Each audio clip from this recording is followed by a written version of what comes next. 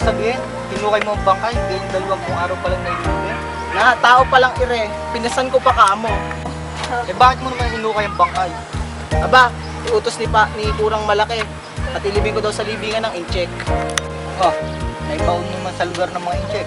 Nako, masyadong mabigat yung bangkay tsaka malayong libingan ng mga incheck. Huwag kayo muna ako tanongin ng mga ganyan, baka di pa ako matapos dito, mapagalitan pa ako.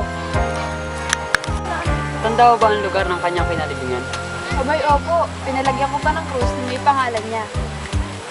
Akala ko ba'y dito? Bungkal na ang lupa dito ah. Dito nga po ang pagkakatanda ko. Pero bakit? Naging lubhang makakalimutin kayo. Mabuti pa itanong mo sa tagapaglibing na iyon. Kapagod talaga mag-okay. Magandang araw sa inyo mga ginoo. Masasabi niyo ba sa amin kung nasan ang libingang may malaking krus? Yung po bang may tibong ginuhit at may nakataling yantok? Oo, yun nga.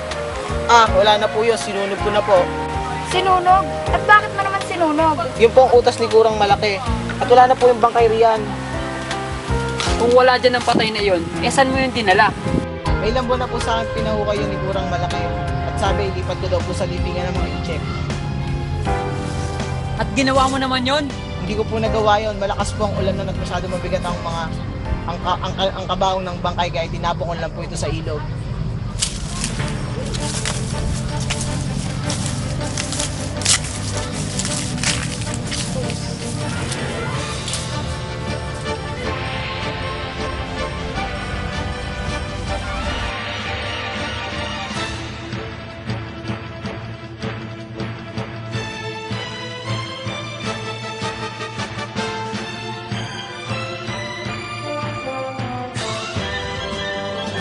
Ang walang niya.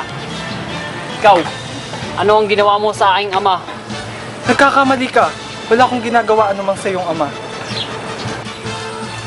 Kung hindi ikaw, sino? Sino ang gumawa ng sa aking ama? Ang aking hinalinhan, si Padre Damaso. Padre Damaso.